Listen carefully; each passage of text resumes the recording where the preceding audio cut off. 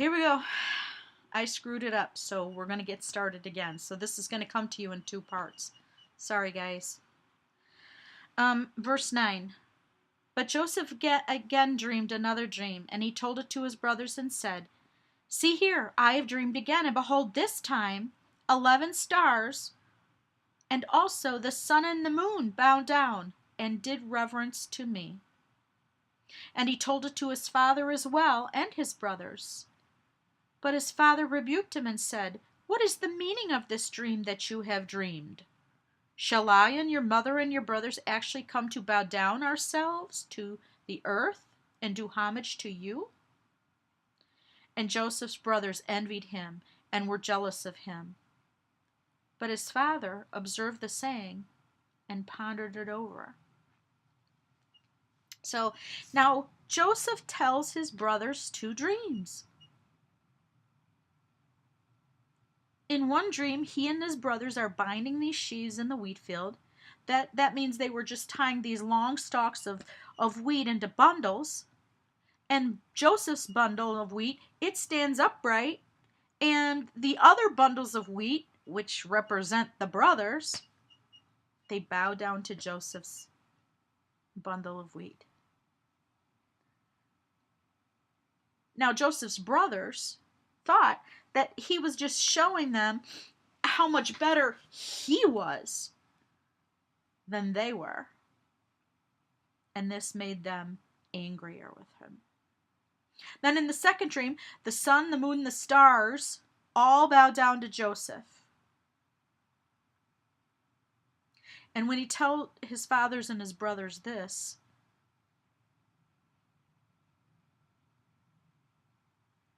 the brothers, again, their anger is intensifying. And they were more jealous and envious and angry than even before. But his father kind of pondered this all in his heart. So not long after this incident, Joseph's brothers were grazing their flocks some miles away from their home in a little town that was called Shechem. And the reason why they moved their flocks there to feed them and to allow them to graze was because it was very lush grass there, and it was very good eats for the sheep. So Shechem was about 50 miles away, or about a 5-day journey from the valley of Hebron. And so Jacob, just out of the blue, he wants to know how these sons and the sheep herd is doing in Shechem. So he calls for Joseph. Okay? And let's look in verse 13. So one day, Jacob says to Joseph, Did not your brothers go and shepherd my flocks at Shechem? Come, and I will send you to them. And Joseph said, Here I am. Now, understandably, Joseph wants to know how his sons and those flocks are doing. So he calls for Joseph, and Joseph is obedient. He's just very obedient. He says, Father, here I am. What is it you want? Yeah, sure. Whatever you want me to do, I'll do it. And so Jacob instructs Joseph to go to Shechem and check up on the brothers and to see if it's well with them, how it's going. So in verse 14, he sends him out. And Jacob said to him, Go, I pray, see that everything is all right with your brothers and with the flock, and then, once you find that out, come back to me and bring me this word.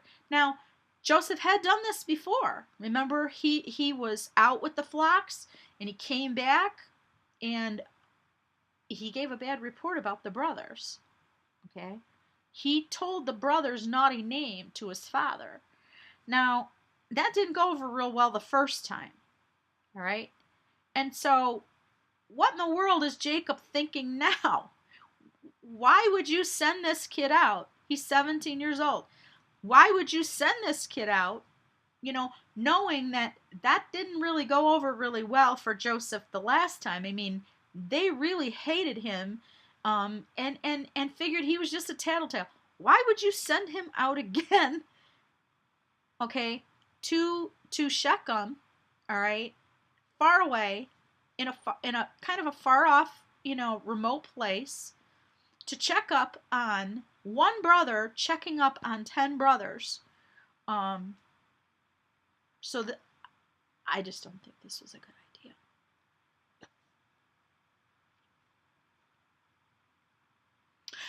But Joseph is willing because his father's asked him, and he's going to be obedient and faithful to his father. So he goes. He goes off to make the 5-day trip to Shechem. So, but really, the odds were not in favor for Joseph. I mean, for Joseph, because yeah, his brothers already hate him, and like, he's gonna go there and kind of spy on what they're doing and how things are going, and then he's gonna go back to dad and give a report. Not good. So he arrives at Shechem. Now, I could just imagine this 17-year-old kid, like, he's wandering around Shechem, okay, probably in his coat, his special coat. And he can't find these brothers. So he's, like, wandering around, and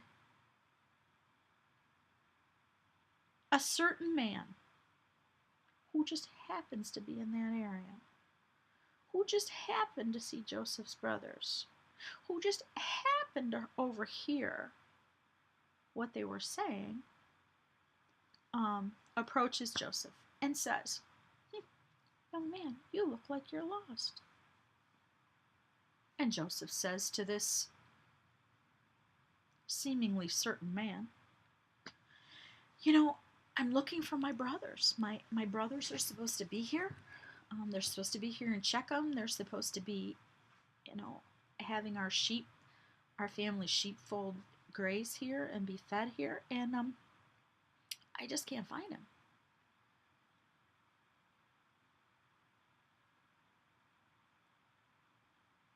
And so we read in 15b,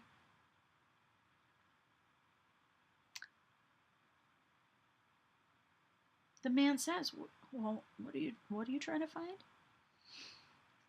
16. He says, "I'm looking for my brothers. Tell me, I pray you, where are they pasturing our flocks?"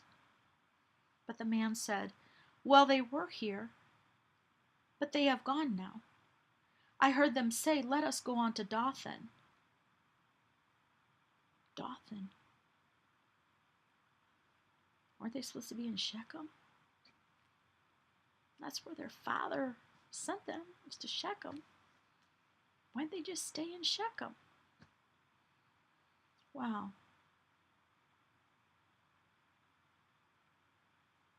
Here was the Valley of Hebron, and 50 miles north, 50 miles in this direction was Shechem. And another day's journey was Dothan, which was over here. Now, the main caravan track that came from up above to go down to Egypt, it didn't go through Shechem. It went through Dothan.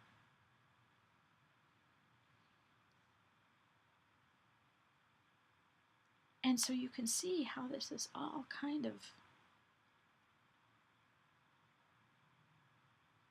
moving in a certain position.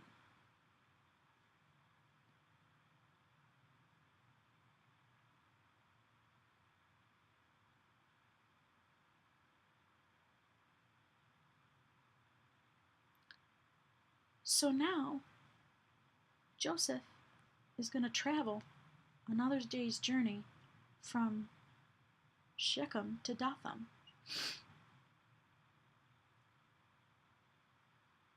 And he has on a special coat.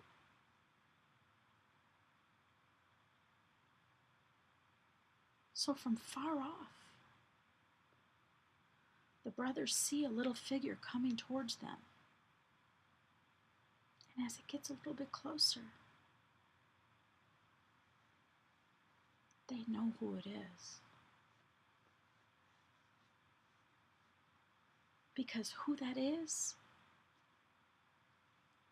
has on that special coat, and they can see it from miles off. So the brothers make a decision that they're going to kill Joseph.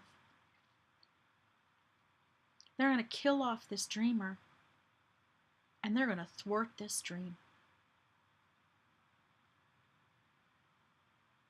You see, if I can't be happy for you,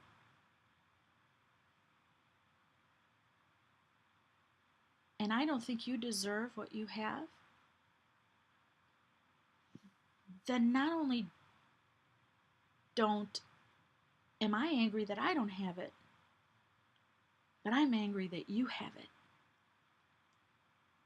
And so it's my business to make sure that you don't have it either. But you see, God's plans, His divine plan, is not altered by the actions of men, as He can even use those actions in His divine plan. So as the brothers are there in Dothan conspiring, as Joseph is coming closer, Reuben, the oldest, he doesn't want Joseph killed. He doesn't want this kind of pain and sorrow for his father and his family. So he begs his brothers. He says, listen, boys, let's not do this thing. Let's just put him into a deep well instead. You see, because Reuben thought that if the brothers put him in the deep well, that he could go back to the deep well and get Joseph out and return him to his father. He had compassion. He had some heart. So now Joseph comes closer. And as Joseph is really coming within arm's length of his brothers, instead of a hug, they viciously grab him and they tear his coat from him.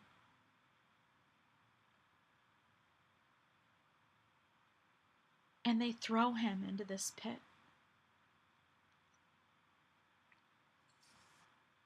Now, we think of wells,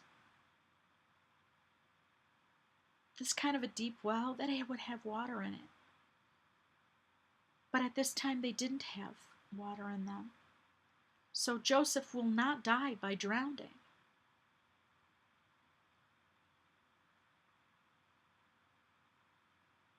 And so Joseph is in this well.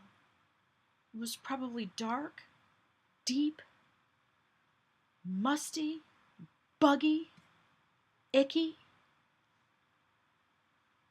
He probably is half clothed. He's been strong-armed and thrown into this by his own close relatives. And he can't believe this has happened, probably.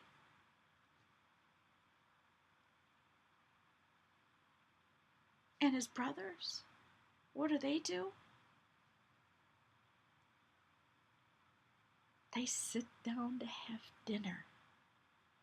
Yeah, they sit down to have dinner.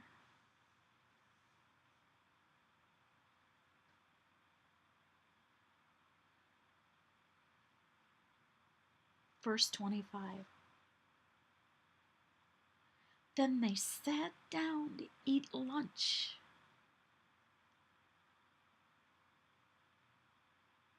And when they looked up, behold, they saw a caravan of Ishmaelites coming from Gilead with their camels, going on their way to carry them down to Egypt.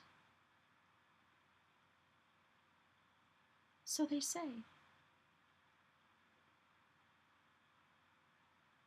come on, let's sell him to the Ishmaelites. And let not our hand be upon him, for he is our brother, our flesh and our blood. Now, this was Judah's idea. Now, you know what's so funny about this? There's a concern that, like,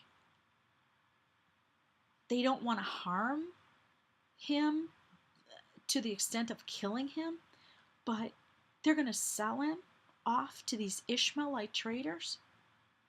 Here's the funny thing, okay? They're talking about this relational thing. Okay, we can't do this because he's our relation. Well, guess what? The Ishmaelites were their relations too. They sell them. They sell Joseph to their relations.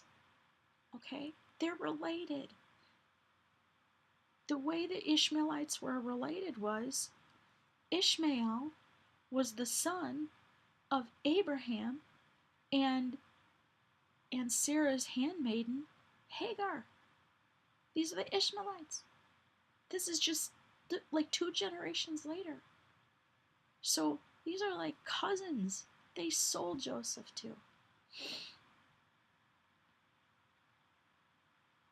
So they sell Joseph for 20 pieces of silver. Now in today's economy, that's about $144. They sell him off. And Joseph was sold into slavery to his relatives, by his relatives. Now, during this time, Reuben is off somewhere. Now, we don't know what he was doing while he was off somewhere. Maybe he was like really upset about what had taken place with Joseph being thrown into the pit. Maybe he was like, we don't know what he was doing. But here's the thing. Now he comes back and he looks in the pit and Joseph's gone.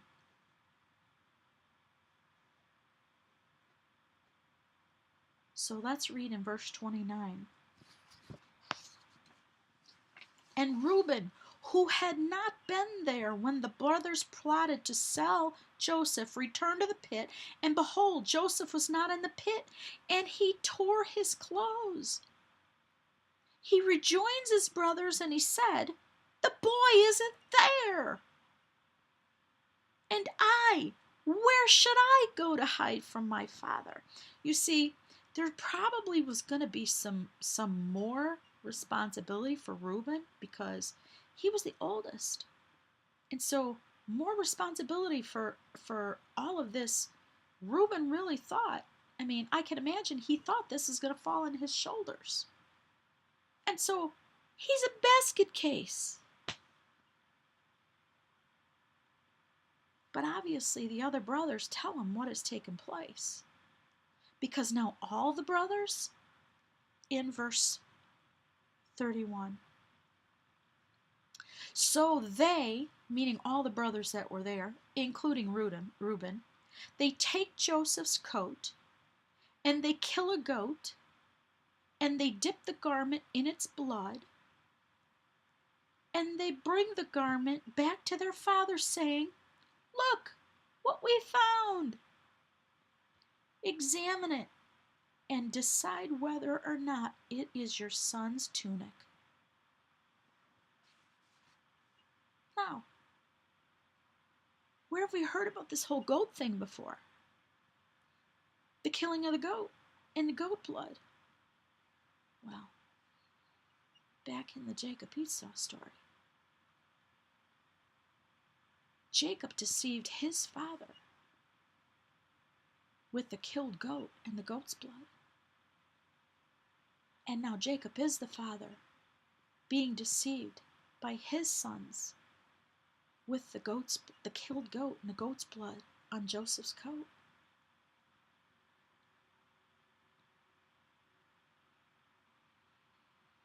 They wait for Joseph to come to his own conclusions. Okay? Not one of them cracks. Not one of them has enough sense to, like, say, this is what we did. But they all go along with the scheme. And it's as if being deceitful and letting Jacob come to his own conclusion about the situation, well, at least we didn't lie to him.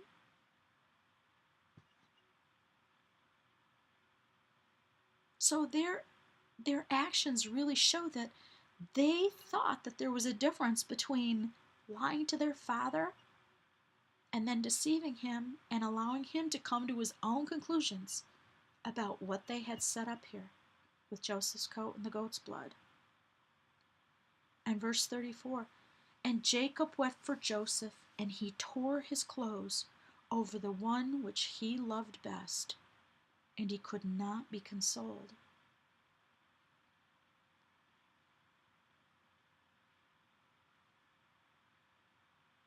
Joseph, his favorite, he's gone. Just like his favorite wife, Rachel, she's gone. And he's unconsolable. What do you think? How do you think that speaks to those other brothers? Like, wow. Just another underscoring of the harmful effects of favoritism. And yet, Jacob doesn't get it, obviously. He doesn't get it when these children are filing in one by one and saying, like, here I am, Dad, look at me.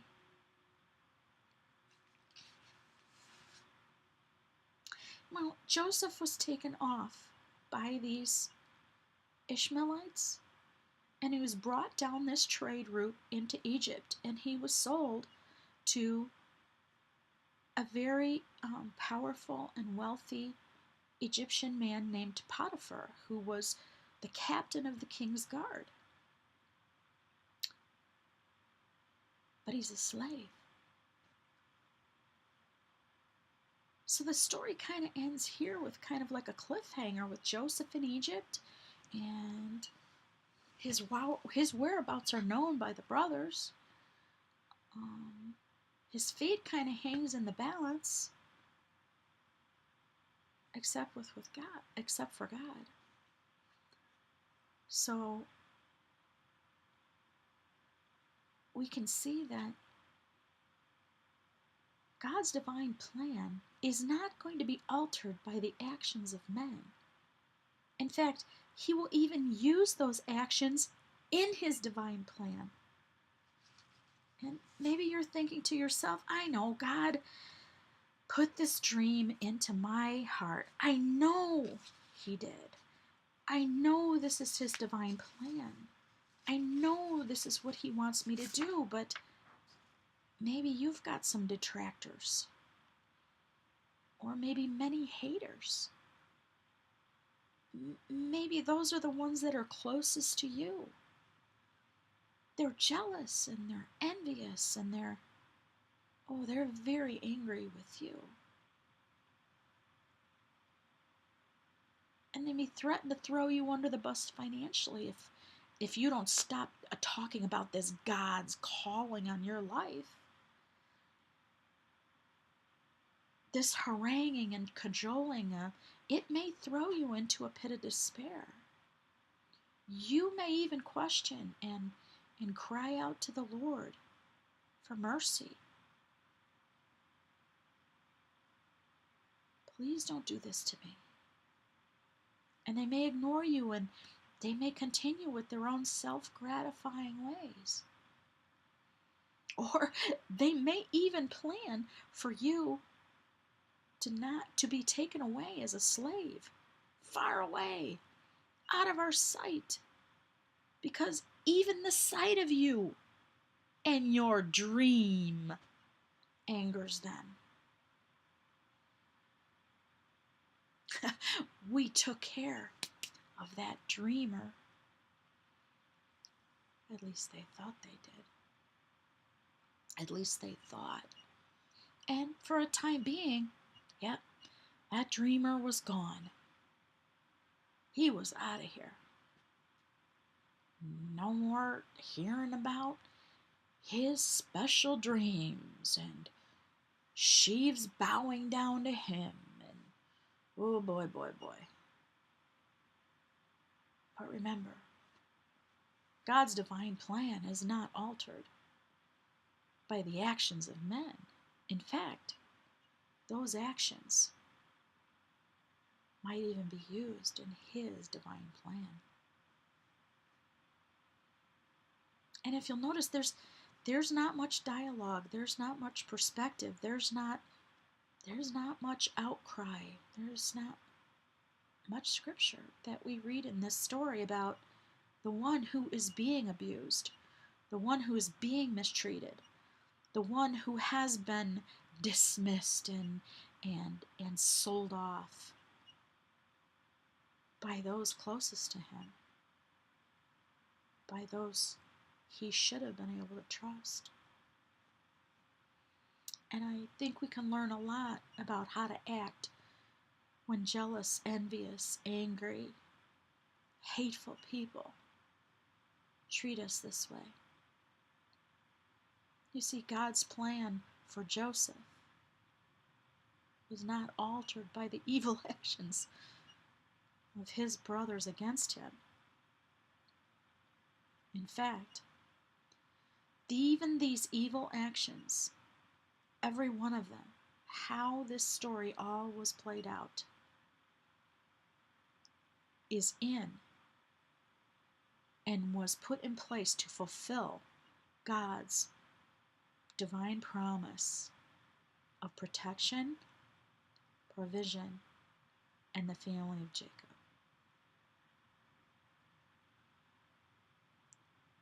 And maybe that'll be the outcome